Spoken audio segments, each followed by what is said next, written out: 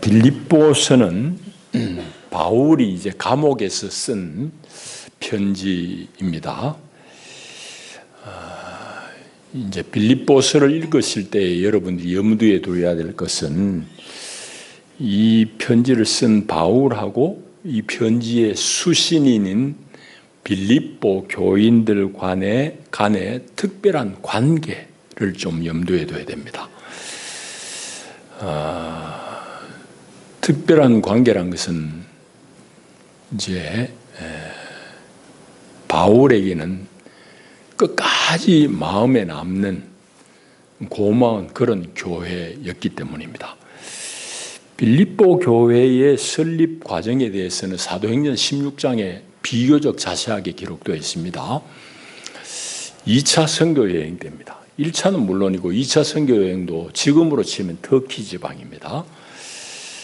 터키 지역을 순회하면서 교회를 개척하고 복음을 전할 때에 어느 날 밤에 환상 중에 마게도냐 사람들이 손을 들고 바울을 향해서 여기 건너와서 우리를 도우라고, 우리를 도와달라고 그를 외칩니다. 바울이 이제 잠에서 깨서 그 환상을 기억하기를 이거는 하나님의 부르심이다 생각하고 아시아 선교를 잠시 멈추고 거기 바다 한 10여 킬로 되는 바다 건너면은 이제 유럽입니다. 유럽에 처음 이제 건너가서 빌립보라는 데 당도하게 됩니다. 마게도니아의 북쪽에 있는 빌립보에 도착하게 됩니다. 그 순간이 바로 이제 예수 그리스도의 복음이 유럽으로 이제 전파되는 첫 순간이 되는 겁니다. 그래서 그 빌립보에 가가지고 이제 처음 이제 교회를 세운 것이 빌립보 교회가 되고, 좀 독특한 면은 다른 지역의 교회를 개척할 때 보면은 바울이 늘 회당을 찾아갑니다. 회당에는 유대인 회당을 말합니다. 유대인 회당에 찾아가서 복음을 전해요.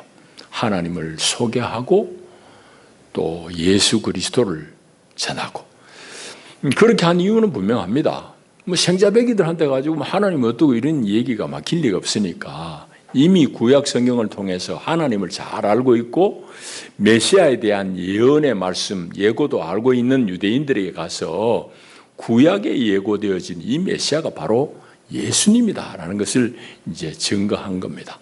그렇게 해서 이제 가는 곳마다 회당에서 예수를 전했는데 빌립보는 그러지 않습니다. 빌립보는 여러분 아시는 대로 바울이 이제 그 자주장사, 이제 옷감장수, 포목장수인 루디아를 만나가지고 그 여인의 집에 초대를 받아서 거기서부터 개척이 시작이 됩니다. 그걸 보게 되면은 아마도 빌립보라는 도시에는 유대인 공동체가 없었을 것으로 추정이 됩니다. 당시 이제 관행으로 보게 되면은 유대인들 남자가 10명만 되면은 회당을 구성하게 되었습니다.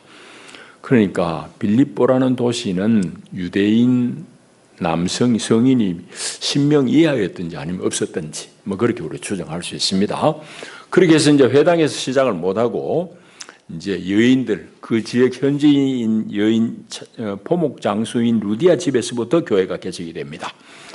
그런데 이 빌립보 교회의 독특한 면이란 것은 유럽에서의 최초의 교회일 뿐만 아니라 바울과는 매우 친밀한 관계를 끝까지 유지했던 교회입니다. 이런 점에 있어서 바울과 독특한 관계를 할 수 있습니다.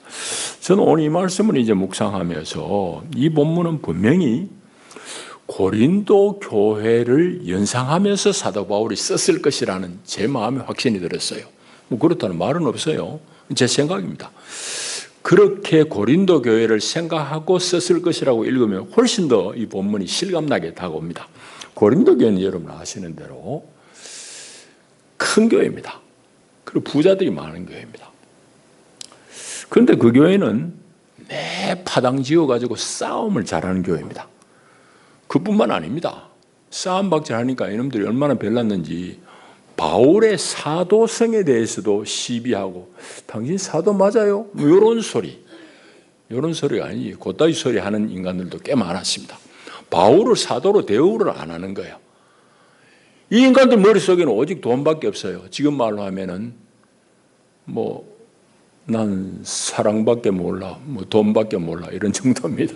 고린도 교회는 그런 게 골치 아픈 교회예요. 그런데 고린도 교회하고 비교해 보면 빌립보 교회는 너무너무 미약한 교회, 작은 교회예요. 그리고 빌립보 전체를 보게 되면 빌립보 교회의 주동 세력은 남자가 아닙니다. 여자들이 등장해요. 3장에 가보세요. 여자들 3명을 이름을 이제 등장시킵니다. 그리고 너희들이 연합해서 잘 일해다오 이런 부탁이 있어요. 그런 것들을 보게 되면 빌립보 교회는 여성들 중심의 교회입니다. 그리고 애당초 유대인 남성들이 시작한 교회가 아니에요. 그러다 보니까 매우 모성애적인 그런 신앙을 가지고 있었던 교회입니다. 그래서 바울에게 여기만 해도 나오지만은 끝까지 신실하게 바울을 도왔던 교회. 그러니까 바울은 마음에서 지울 수가 없는 교회예요. 바울은 한 군데서 10년, 20년 목회한 사람이 아닙니다. 오래 있어봤자 한 2년 반 그런 정도예요. 늘 돌아다니는 사람, 선교지로 다니는 사람인데 바울에게는 끝까지 남아있는 교회. 마음속에 그리스도의 심장으로 그들을 위해서 정말 기쁨으로 기도한 교회가 바로 빌립보 교회라고 그래요. 그럼 바로 이런 바울과 빌립보 교회의 특별한 관계 속에서 나온 그런 얘기입니다. 그러니까 빌립보 교회란 것은 바울이 세운 교회 중에서 거의 유일하다고 할 수 있습니다. 거의 유일하게 끝까지 바울을 마음에 두고 바울의 사역을 지원했던 교회입니다. 빌립보서를 읽어봐도 그렇고 사도행전을 읽어봐도 그렇습니다만은 바울이 지금 여기 감옥에 갇혀가 쓴 편지거든요. 빌립보서가. 근데 감옥에 갇힌 사도 바울에게 요즘 말로 하자면은 감방에서 얼마나 고생하겠어요. 추위에 떨 수도 있고 그러니까 영치금도 넣어주고 요즘 말로 하면 내복도 넣어주고 이런 것들을 다 빌립보 교회가 감당합니다. 어떻게 이게 가능했을까? 큰 교회, 부자 교회 아닙니다. 여인들이 중심이 되어진 아주 독특한 그런 사랑이 넘치는 교회이기 때문입니다. 그러니까 바울은 자기 평생의 이 빌립보 교회의 수고와 사랑을 잊을 수가 없는 거죠. 그래서 빌립보 교회를 향한 바울의 신뢰는 오늘 본문에도 분명하게 여러 군데 나타납니다.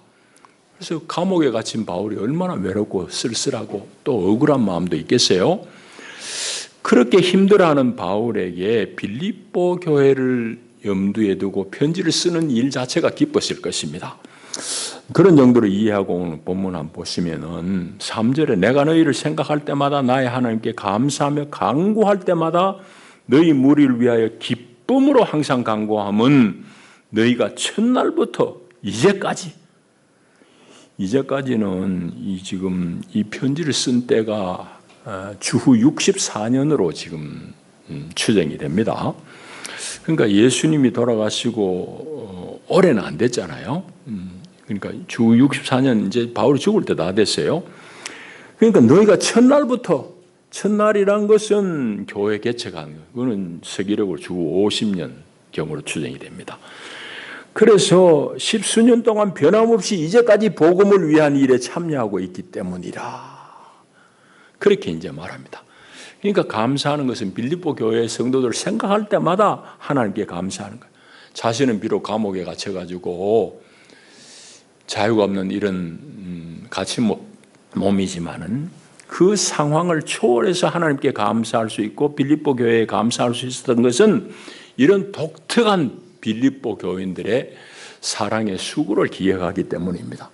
그리고 그 수고를 기억해서 그들을 위해서 간구할 때마다 기쁨으로 항상 간구할 수 있게 된 것도 마찬가지입니다. 빌립보 성도들을 향한 그런 감사한 마음 때문입니다. 그래서 그들을 위해서 기도할 때마다 기쁨으로 기도가 나오는 거예요. 자, 그러니까 하나님을 향한 흔들림 없는 신뢰와 함께 성도들을 향한 이 사랑에서 오는 기쁨, 이것이 이제 바울로 하여금 그들을 향한 끊임없는 강구를 가져오게 한 일입니다. 자, 그런 내용을 5절까지 읽었고 6절에 보시면은 너희 안에서 착한 일을 시작하신 이가 그리스도 예수의 날까지 이루실 줄을 우리는 확신한다 그랬습니다. 착한 일을 너희 안에서 시작하신 그분 하나님께서 그리스도 예수의 날까지 이루실 줄을 우리는 확신한다라고 쓰고 있습니다. 이 본문도 우리가 잘 읽어봐야 됩니다. 교회 안에서 자빠지고 남을 잡아뜨리는 사람은 가만히 왔다 갔다 하는 사람이 아닙니다. 교회에서 나대는 사람이에요. 나대는 사람은 왜 나대느냐? 지가 하는 게 있으니까 나대는 겁니다. 나 헌금 이만큼 하는데 이렇게 뭘 생각을 해요. 그런 사람이 나대다가 지도 자빠지고 남도 자빠뜨리게 하는 거예요. 여러분 여기 보세요. 이 말을 그냥 허투루 우리가 읽어서 안 되는 이야기는 6절 한 절만 해도 어마어마한 진리가 여기에 내포되어 있는 겁니다. 착한 일을 너희 안에서 시작하신 분이 하나님이세요. 내가 수고하고 내가 착한 일을 하고 교회에 헌신을 많이 하고 봉사하지만은 이 일이 내 안에서 하나님이 이루신 일이라고 생각하는 사람은 결코 나댈 수가 없습니다. 하나님이 하신 일인데. 그리고 그 일의 결말도 끝까지 이루실 분도 하나님이기 때문에 그는 나댈 일이 없어요. 남을 향해서 정죄할 일도 없습니다. 율법주의 제가 자꾸 얘기하지만 율법주의 핵심은 뭔가 하면은 내가 한다는 생각입니다. 하나님이 하라고 한 걸 내가 하니까 니는 왜 못하느냐 이겁니다. 나는 하는데 니는 뭐지? 그러니까 남을 정죄하고 그것을 싸움이 일어나고 그럽니다. 복음은 은혜를 하는 것은 나의 나됨은 하나님의 은혜로다. 하나님이 하신 거예요. 하나님이 내 속에서 이루신 겁니다. 그러니까 내가 나설 일도 없고 내가 나댈 일도 없고 내가 큰 소리 칠 일도 없습니다. 그냥 하나님이 나를 들어서 쓰신 것일 뿐입니다. 여러분들 이 말씀을 잘 받을 수 있기를 축복합니다. 여러분 안에서 착한 일을 시작하신 분은 하나님이셔요. 이루실 분도 하나님이셔요. 내가 한다고 하니까 자빠지는 겁니다. 그런데 사람은 끊임없이 죽을 때까지 이게 숙제야. 여러분 이 얘기하면 기분 안 좋으니까 남이 얘기합시다. 교회 내가 세웠는데 니 뭐냐는 얘기입니다. 그러니까 교회 직권 떠나야 돼. 그 앉아있으면 그게 끝까지 안 되는 거예요. 그 시험을 못 넘으면 안 됩니다. 넘기가 쉽지 않지. 그건 결코 쉽지 않아요. 넘은 사례 대구 서행교회 얘기했잖아. 정장로 얘기. 돈을 가만히 쌓아가지고 퇴근길에 교회 지도를 해도 하나님 헌당식 전에 날 데려가 주세요. 날 데려가 주세요. 그 기도 하나님 받으셨다니까. 그건 돌아가시고 헌당했어요. 그러니까 교회가 지금도 우뚝 서 있잖아. 여기 내가 지은 데 하고 있으면 왜 안 돼요. 건물만 남아있지. 그러니 내 안에서 착한 일을 시작하신 분도 하나님이고 이루실 분도 하나님이셔요. 그걸 아셔야 됩니다. 자, 그 얘기를 하고 이제 오늘 우리가 그런 것과 함께 좀 중점적으로 살펴봐야 될 것은 이제 그 뒤에 이제 내용입니다. 자, 보세요. 8절부터 보십시다. 내가 예수 그리스도의 심장으로 너희 무리를 얼마나 사모하는지 하나님이 내 증인이시니라. 그러니까 이런 말씀을 여러분들이 이해하려고 그러면은 조금 전에 얘기했잖아요. 고린도 교회를 바울이 생각하면서 이 편지를 썼다고 읽으면은 잘 이해돼요. 고린도 교인도 많고 너무너무 바울이 힘들게 한 교회. 고린도 전서 후서 우리는 두 권만 알지만은 전서에 벌써 내가 전에 쓴 편지에 이런 말이 나온 걸 보면은 고린도 전서 후서만 있는 게 아닙니다. 그 전부터 편지 여러 번 썼어요. 학자들은 4차례 이상 썼을 것이라고 추정합니다. 왜 편지를 많이 썼어요? 좋아서도 썼지만 골치 아프니까 이 문제 좀 해결하라고 쓴 겁니다. 고린도 교회는 그런 교회예요. 그런 고린도 교회를 염두에 두고 바울이 이 마음으로 이런 글을 썼다고 생각하면은요, 여러분 이 말이 확 들어와요. 내가 예수 그리스도의 심장으로 너희 무릎을 얼마나 사모하는지 하나님이 증인이다. 내가 지금 감옥에 있고 내 지금 생명 다할 날이 다 됐지만 내 머릿속에 남아있는 건 당신들이고 내가 사모하는 사람은 당신들이다 이 말입니다. 그래서 성도를 향한 바울의 사랑, 예수 그리스도의 심장으로 사모한다고까지 말합니다. 자, 그러면서 그런 바울이 내가 여러분을 위해서 기도하는 것이 있어 하면서 9절부터 11절까지 정말 바울이 이렇게 사랑하는 빌립보 성도들을 향해서 기도하는 내용, 둘이라고도 할 수 있고 셋이라고도 할 수 있는데 일단 두 가지를 살펴보십시다. 9절을 잘 읽어야 됩니다. 이제 세 번역 같은 걸 참조하시면 도움이 되고 영어를 읽어보시면 조금 도움이 되는데 9절을 읽어보는데 이게 뭔 소리인지 잘 안 들어올 수 있어요. 내가 기도합니다 하면서 너희 사랑을 지식과 모든 총명으로 점점 더 풍성하게 하시기를 구한다 그랬어요. 이 말은 뭔 말인가 하면은 온전한 분별 가운데 여러분들의 사랑이 더 풍성해지기를 구한다 이 말입니다. 이거는 분명히 제가 생각하건대 고린도 교회를 염두에 두고 쓴 편지일 것입니다. 고린도 교회 크고 돈 많고 사람 바글바글 거리는데 이거는 방금 얘기한 대로 바울에게는 너무너무 골치 썩히는 교회야. 머리 아픈 교회야. 그래서 만에 하나라도 자기가 정말 이때까지 염두에 두고 사랑하는 사모하는 이 빌립보 교회조차 사랑한다고 나대면서 교회를 말아먹을까 싶어가지고 여러분들의 사랑을 지식과 모든 총명으로 분별력을 가지고 그 사랑을 풍성하게 해주시기를 구한다 이 말입니다. 여러분, 그러니까 이 말은 뭔가 하면은 여러분들이 사랑을 하는데 참으로 분별 있는 그런 사랑을 하기를 원합니다 이 말입니다. 여러분, 사랑이라는 게 무조건 사랑하는 게 사랑인 줄 알지만 결코 그게 아닙니다. 사랑은 무조건 하는 게 사랑이 아니에요. 여기 말씀대로 분별 있는 사랑을 해야 그 사랑이 제대로 된 사랑입니다. 여러분, 이 개인의 사랑도 마찬가지고 모든 면에 마찬가지입니다. 그러니까 이 분별 없는 광신, 맹신 이거는 사랑을 망가뜨리는 겁니다. 열심히 내는 거 같지만 다 훼손하는 거예요.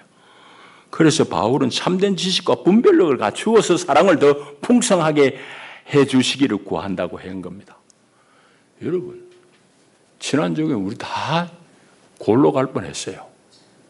골로 갈 뻔했다고. 젊은이들은 알기는 아나?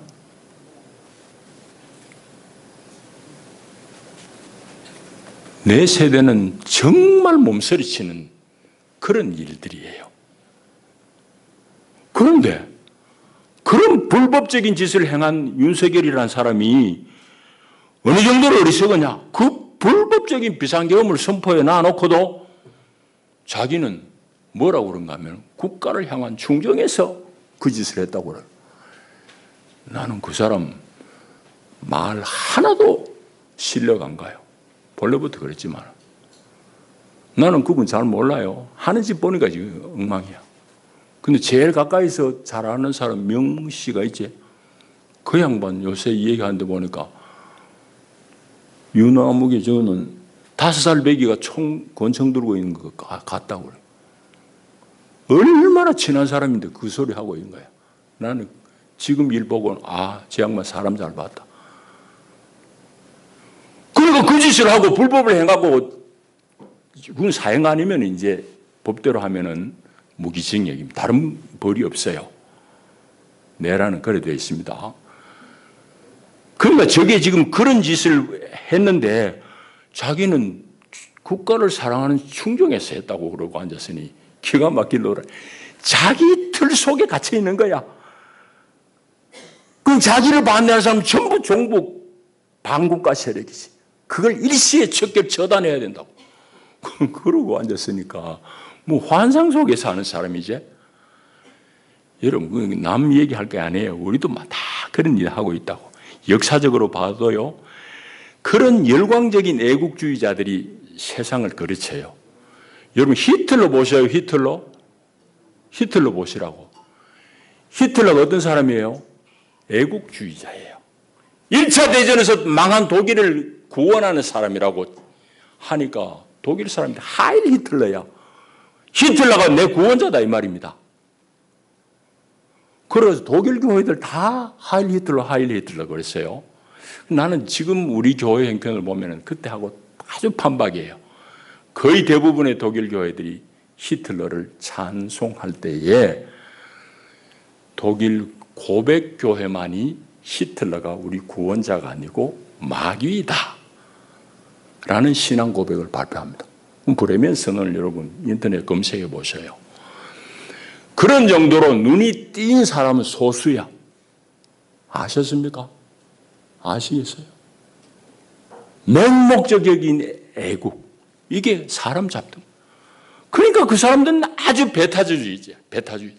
자기 민족 아리안 족속이 최고고 말종 중에 말종은 유대인들이야. 히브리 자손 유대인들이니까 유대인들. 그리고 600만을 죽인 겁니다. 여러분 사람이 600만을 사람을 어떻게 죽여요? 그 말이 되냐고. 그 마귀지 마귀. 그런 사람 속에 사단이 들어앉아 있는 거예요. 그거는 결국은 그 사상이 사단의 뿌리 내린 겁니다. 아주 배타적인 그런 우월주의자들이 그 짓을 한 겁니다. 여러분, 나라도 이렇거니와 자식 사랑하는 것도 마찬가지예요. 사랑인 줄 알고 부모가 사랑하는데 그건 사랑이 아니라 알고 보니까 집착인 거야. 자식을 고혈을 짜고 못 살게 구는 거야. 부모 지 마음대로 하려고 하는 거야. 그래가지고 자식을 그르치고 자기도 가정도 다 그르치는 일들 우리가 하는 실수입니다. 제가 얼마 전에 어머니를 잃은 어떤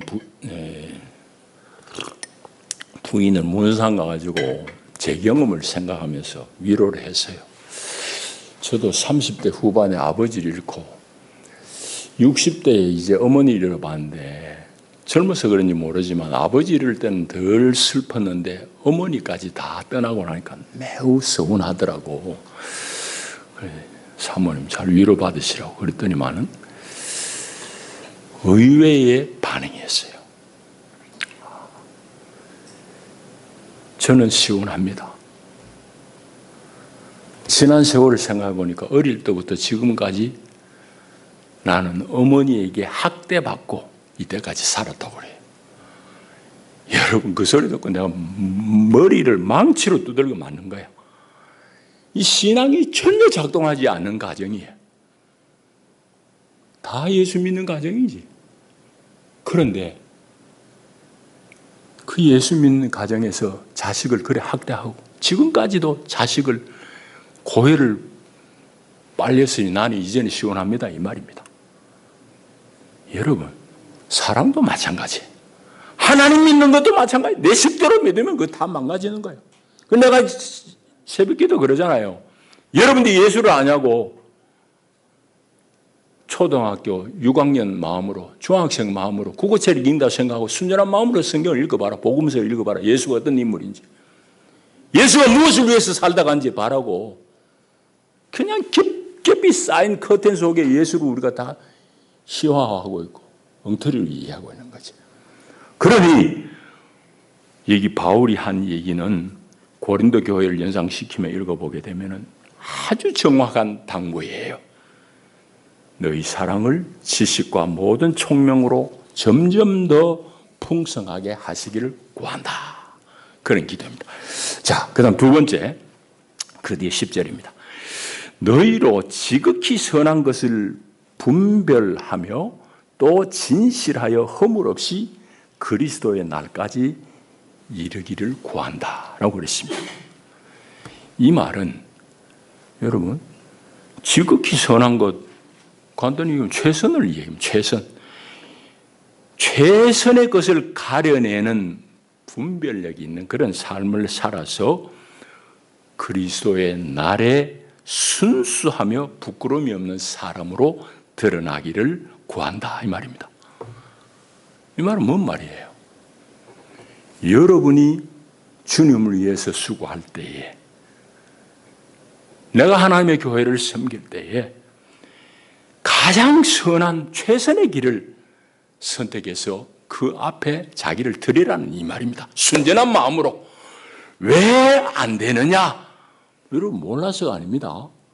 뭐가 하나님이 제일 기뻐하는 길인지 여러분 몰라서가 아니에요. 그런데 왜 우리는 가장 선한 길을 알면도 불구하고 가장 선한 선택을 하지 않느냐? 내 편한 대로 살려고 하기 때문입니다. 내 편한 대로 살려고 하기 때문이에요. 에이, 뭐 이 정도 하면 되지. 그래서 차선 혹은 차차선을 선택합니다. 오늘 빌립보 교인들이 바울을 향해서 정말 진심으로 끝까지 수고하고 도운 것 알지만은 너희로 지극히 선한 것을 분별하며 또 진실하여 순수하여 순전하여 허물 없이 그리스도의 날까지 이르기를 구한다. 그런 겁니다. 여러분 마찬가지입니다. 나는 이제 여러분을 떠날 날이 이제 다 됐습니다. 하나님을 생각하시고 여호와를 생각하시고 그분의 마음을 얻을 수 있기를 바랍니다. 최선을 다할 수 있기를 바랍니다. 그냥 하는 중에 그것도 안 됩니다. 하나님 앞에 최선이 보이면 최선을 실행할 수 있기를 바랍니다. 자, 이것이 이렇게 사는 것이 하나님 앞에 영광과 찬송이 된다는 얘기를 뒤에 마지막 절에 하고 있습니다. 예수 그리스도로 말미암아 의의 열매가 가득하여 하나님의 영광과 찬송이 되기를 원하노라. 여러분, 우리 이마 열매 하나님의 영광을 위해서 하나님을 찬송합니다. 근데 하는 건 지 마음대로 하는데 아니에요. 내가 순전한 마음으로 내가 될 수 있는 최상의 것을, 최선의 것을 하나님 앞에 드리는 것, 그것이 의의 열매를 가져오게 되고 그것이 바로 하나님의 영광과 찬송이 되는 삶이 옳시다. 이제 말씀 맺겠습니다. 오늘 대림절 둘째 주일입니다. 대림절은 주님 예수님의 다시 오심을 고대하며 준비하는 절기입니다. 여러분, 우리는 주님의 다시 오심을 믿는 사람들입니다. 이게 예수 믿는 사람이에요. 예수 믿는다는 것은 주님 예수님이 이 땅에 다시 오심을 믿는 사람입니다. 이게 그런데 안 보여. 왜 안 보이느냐? 내만 쳐다보는 거 내만 보니까 안 보여. 그런데 여러분, 세상이 그런 게 아닙니다. 세상의 이치를 가만히 보면은요, 얼마나 신면막측한 일들이 많은지 모릅니다. 그래서 바울도 로마서 3장에 보면은 하나님을 알 만한 것이 이 천지 가운데 가득하다고 그랬습니다. 하나님을 알 만한 것이 세상 가운데 널리 깔려 있어요. 그런데 그거 안 보이는 거지. 왜 안 보여요? 지금 내 먹고 사는 것, 내 주머니 배쳐오는 것, 이게 바빠가지고 안 보일 뿐이에요. 그런데 조금만 눈을 멀리 뜨고 멀리 보게 되면은 역사 가운데 다가오시는 하나님이 보이게 되고 그 발자국 소리가 들리게 되는 겁니다. 여러분, 지금 겨울입니다. 땅이 이제 곧 얼어붙고 그 속에 숨겨진 씨앗은 아무런 작용 없이 그냥 숨죽여 있는 것 같습니다. 그런데 언 땅이 녹고 훈풍이 불면 있는 듯 없는 듯 했던 그 씨앗이 발아해가지고 싹이 나고 꽃을 피웁니다. 주님 예수님의 다시 오심도 마찬가지입니다. 주님은 반드시 오실 것입니다. 그분의 때에 오십니다. 그때까지 우리는 순결한 사람으로 최선의 것을 다 드리면서 살아야 될 것입니다. 그것이 바로 야훼 하나님께 영광과 찬송을 드리는 삶이옵시다. 그것은 바로 오늘 여기 말씀이 증가하듯이 이 사랑이 분별 속에서 풍성해지고 깊어지는 것을 통해서입니다. 그리고 내 삶에서 가장 최선, 가장 옳은 것이 무엇인지 분별하는 것을 통해서입니다. 막무가내가 아니올시다. 그런 의의 열매를 맺어서 주님 앞에 우리 다 만날 때 잘했다고 칭찬 듣는 우리들 되기를 축복합니다. 기도합니다. 자비하신 주여, 오늘도 우리를 도우셨습니다. 감옥에 갇힌 바울이 당신의 생명의 날이 다 되어감을 알고 쓴 편지 한 대목을 우리가 읽으며 우리 마지막 시대를 사는 우리가 어떤 마음으로 살아야 될지를 말씀하시니 감사합니다. 하나님 말씀 잘 받아 의의 열매를 가득히 맺어 하나님의 영광과 찬송이 되는 인생을 살게 하옵소서. 예수님 이름으로 기도하옵나이다. 아멘.